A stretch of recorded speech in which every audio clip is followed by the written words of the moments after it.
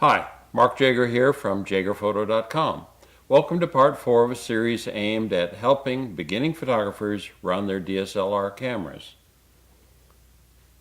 In part 1 of the series, I address using a mid-level DSLR in program mode, essentially full auto point and shoot. In part 2, I addressed live view, ISO, and the use of aperture and shutter priority photography.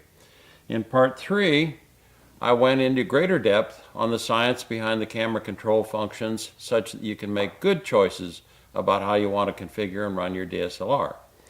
In this part 4, I will address focal length and flash photography. If you haven't already, please hit that subscribe to button in the lower right hand corner of the screen. At the request of several viewers, I've provided links below that provide a reasonable view of the gear I use. The links will direct you to cameras and lenses, studio gear, video gear, and some miscellaneous equipment. The links all go to B&H, my vendor of choice. It's really easy to shop these days, but over roughly 30 years, I've found B&H to be 100% reliable with respect to making things right. Usually everything is straightforward and easy, but when the train jumps the tracks, a vendor that takes care of you is huge. Feel free to shop the links and/or browse after you're at B&H. You will probably find something that helps you. Oh, I almost forgot. Be sure to check the link for this week's specials at B&H. Focal length. In simple terms, it is the degree of magnification of the lens. This magnification obviously also affects the width and height of the scene that we see in the viewfinder. Let's start with us. The human eye, looking with one eye only, has a field of view roughly equivalent to a 50mm lens on a 35mm full-frame camera.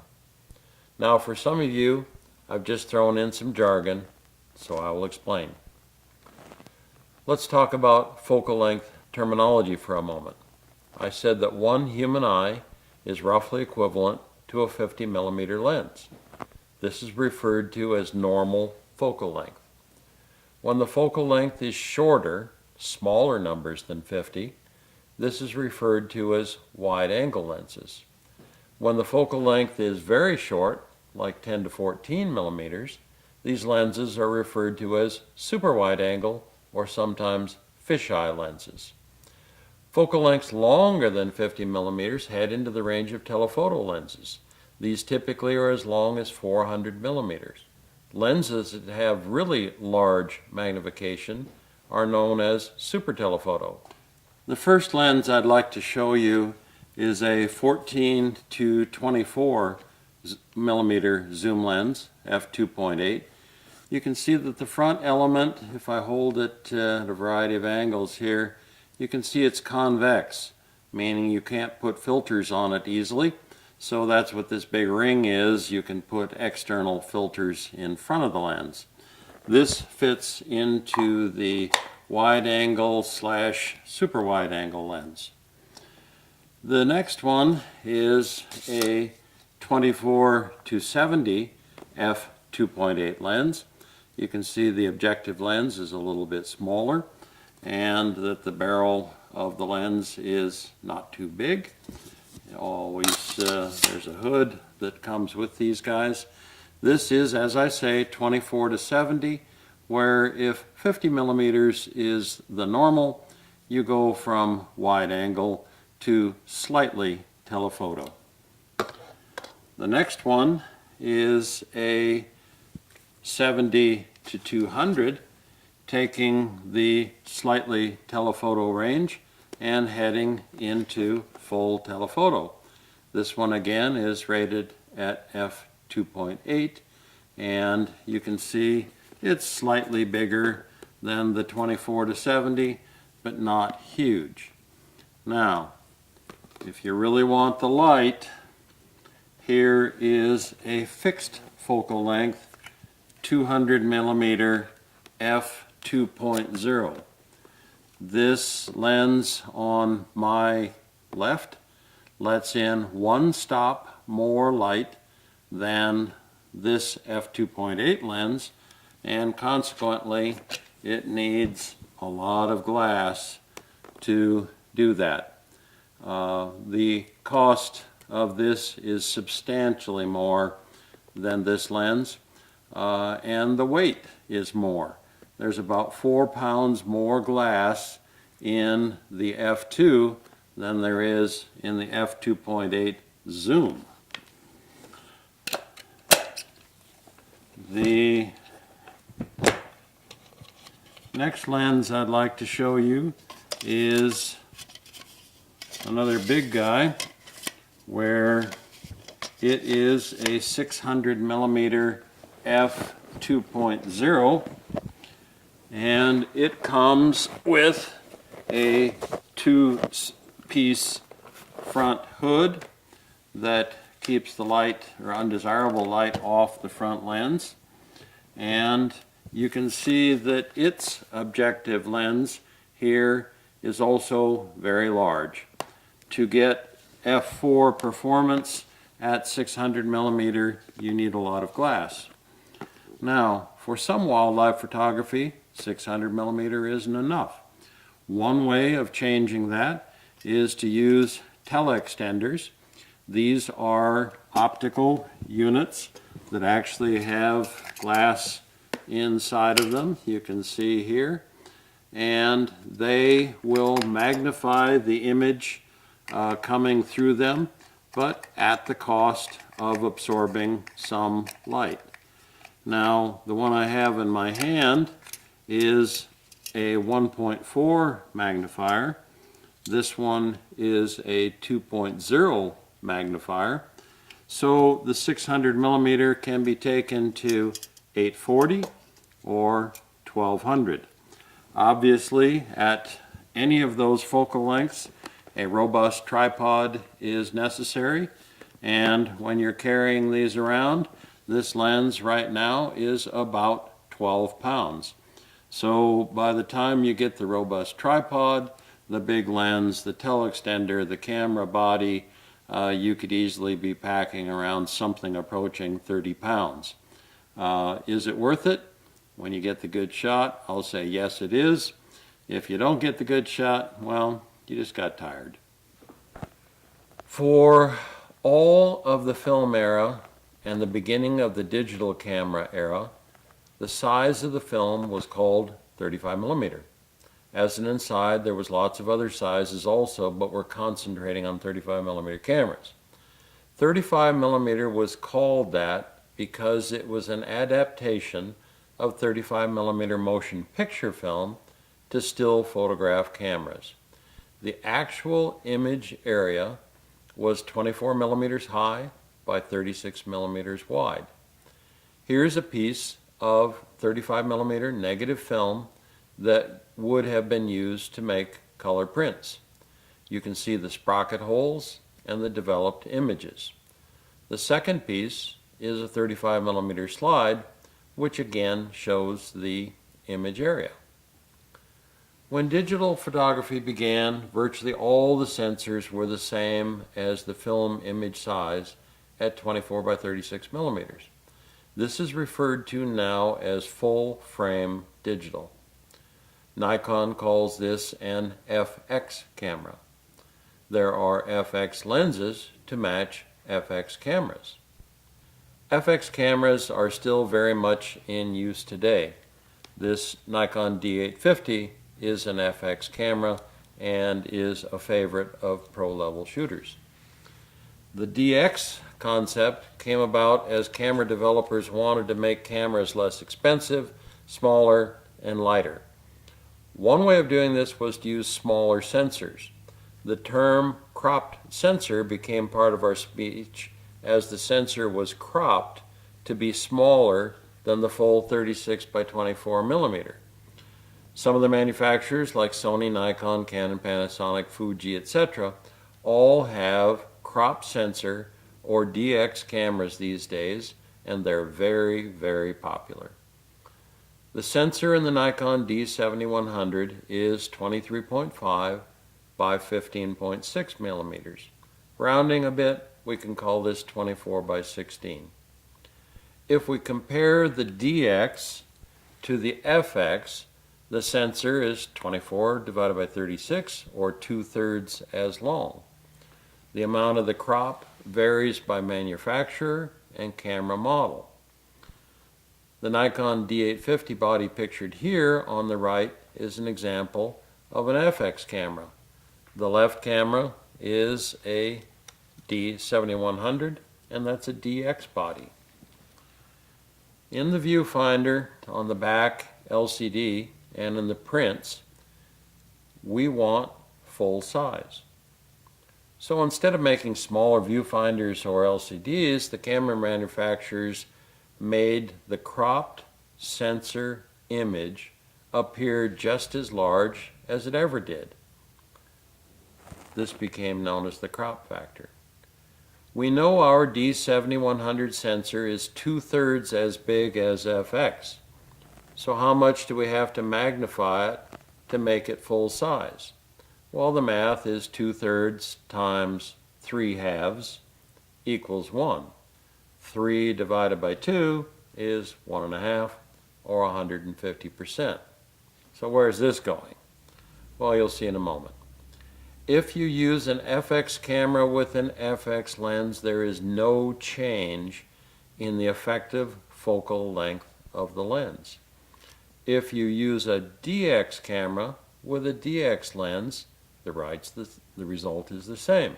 No change in the effective focal length of the lens. But it's easy and very economical to use an FX lens on a DX body. Today, there are many, many FX lenses out in the world, some new, some used, some quite old, some very fresh. Let's take a modern 105 millimeter lens, that's what's on here right now, and aim it at our monkey subject. Notice the field of view and magnification in this photo. Now, I can switch the D850 to DX mode. Look at Monkey Boy again. Do you see the change in the field of view and magnification? The fixed focal length 105 millimeter lens looks like it got zoomed in. It's the same thing if you took the FX image and put it into a raw processor, cropped, and took a smaller portion of the image and then displayed it on the full-size screen. There's no magic in here between FX and DX, or the sensor elements are the same. When I switch from FX mode on the D850 to DX mode, it's the same sensor. It's just the way it's displayed. When the old 24 to 36 millimeter zoom lens that was on a 6006 film camera, and it behaved just like a 24 to 36. However, when we put that 24 to 36 on the D7100, it appears to be what? You know the answer. It's 1.5 times 24 equals 36, and 1.5 times 36, which is equals 54. Therefore, our 24 to 36 lens behaves like a 36 to 54. So the crop factor comes into the game when you mix and match FX and DX. In the introduction to DX type lenses and cameras, I mentioned that FX is heavier than DX. For example, the Nikon D7100 body at less than $700 weighs 765 grams. The Nikon D850 body at $3,300 in the same condition weighs 1,005 grams, or 1.3 times more. FX lenses are also heavier and larger for the same focal length and maximum f-stop. For example, a Nikon 35mm f1.8 lens costs $197 and weighs 200 grams, where the same lens in FX configuration would be $597 and weigh 305 grams, or 1.5 times as much. Now the money went, 2.5, and the weight went 1.5. So there is definitely some cost, weight, size differences that may matter to you, maybe not. If you're on a budget, the DX cameras can be very, very attractive. If you're going to pack them around, it's attractive. That's not to say that for others who are perhaps going for pro-level shooting, the FX is worth it to some shooters to spend the money, the weight, etc. on the FX system. Let's speak a moment about flash photography.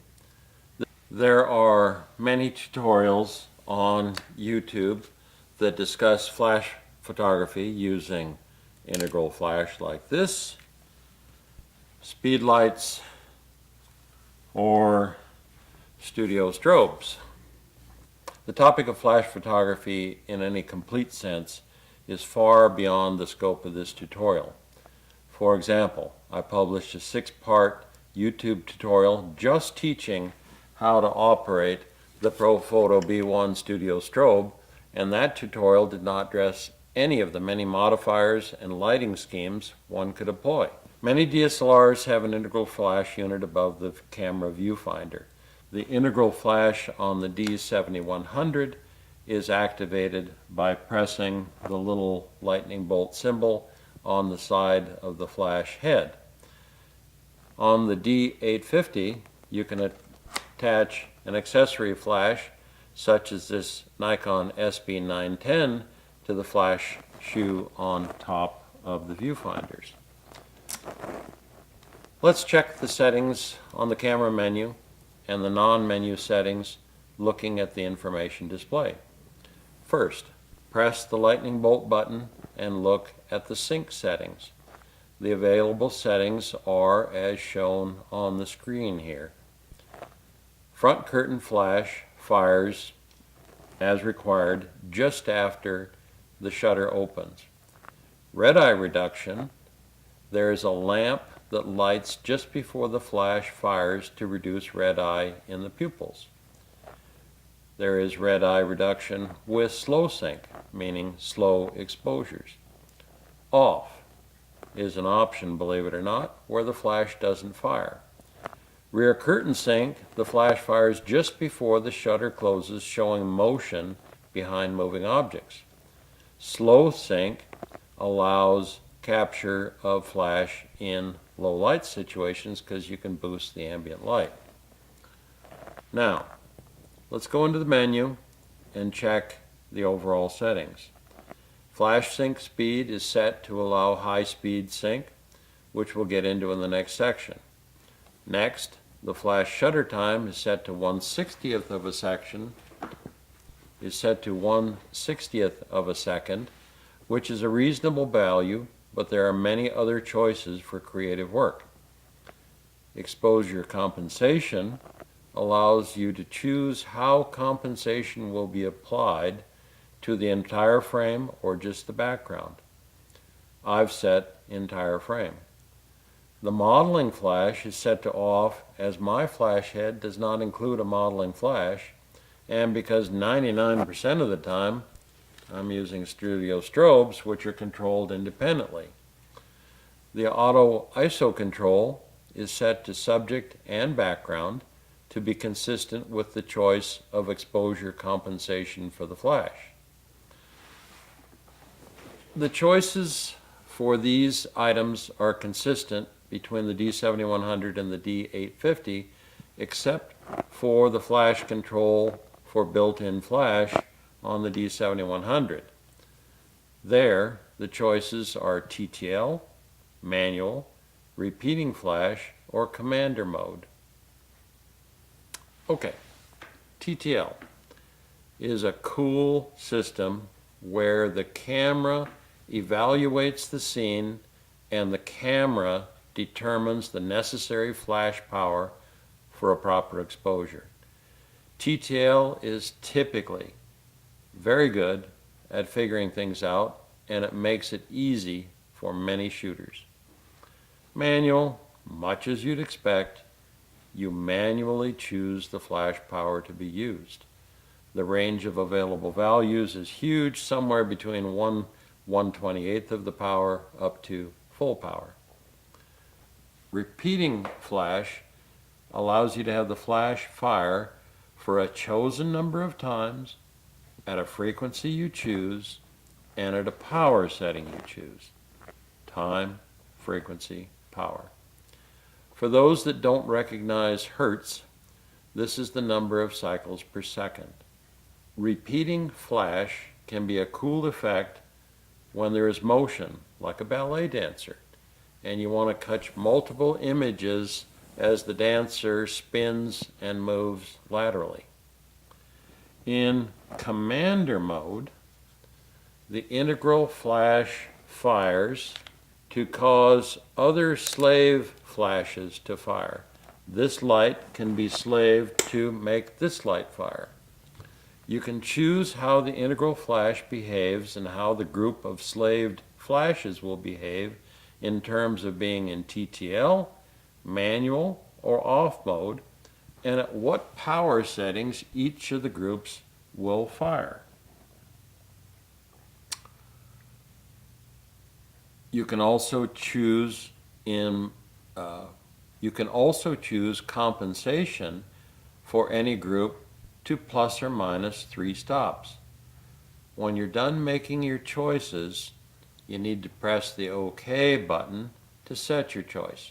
Don't exit with a left press of the multi-selector button, as your choices won't be set. High-speed sync is more of an expert tool, but I want to introduce you to it anyway. High-speed synchronization allows you to exceed the normal maximum flash sync speed. You saw a couple minutes ago that I set 1/250th of a second for the flash sync speed on this camera. That's as fast as it will go in normal mode. Basically, the shutter has to open, remain fully open, and the fastest that it can do that is about 1/250th of a second. But in high-speed sync mode, you can use shutter speeds as high as 1/8000th of a second. And what happens is, as the first curtain opens, the second curtain is chasing it down across the sensor, and the flash will fire multiple times to eventually get flash exposure for all of the frame. Now, this isn't a beginner flash technique, and it typically requires powerful flash units. This studio strobe, for example, will do high-speed sync, and it is approximately 10 times more powerful than this quality speedlight. Check your user's guide to learn if your camera has high-speed sync capability. You also have overall exposure compensation as a control. You can increase by 1 stop or decrease by 3 to 5 stops depending on camera model. Exposure compensation and flash compensation can be adjusted to get the exposure you want. When you engage compensation, you typically get an indication of the viewfinder on the top LCD and on the back LCD when you hit the info button. Notice how the light meter display and the chosen shutter speed changes as we exposure compensate. Now, don't make a mistake. There's 2 kinds of compensation here. One overall for the exposure of the entire frame, where you're saying, I don't trust the light meter, I want to adjust the exposure based on what the light meter detected. Secondary to that is flash compensation, where you are adjusting the strength of the flash. Now, if you want to use compensation, there's places that it works really well to help you with your exposure. The light meter in all of these cameras here and in almost all DSLRs is trying to expose an 18% reflectivity gray card correctly. Now, I may not be gorgeous, but I don't look like an 18% gray card. Nobody does. How does compensation help us? If, for example, you're out on a snowy slope taking pictures of your friends sledding, the camera will look at that scene and say, wow, it's way brighter than this 18% gray card. Let's darken it down. When you're in a scene where the background is very, very dark and you're not spot metering, the camera says, wow, the exposure is pretty darn dark. I better lighten it up. You can use exposure compensation to compensate for the, I'll call it, misguided attempt of the camera to expose this gray card correctly. You can read about that in your manual, and it will talk about how exposure compensation can be applied. Typically 1 stop or 1.5 stops of compensation is plenty to deal with the snowy or dark scene. That's it for part 4. We've got one more segment to go. Don't worry, it's about half the length of this one. You're almost done. Part 5 will address high dynamic range photography and using your DSLR as a video camera. I hope you enjoyed this video. Be sure and subscribe and check out the gear links.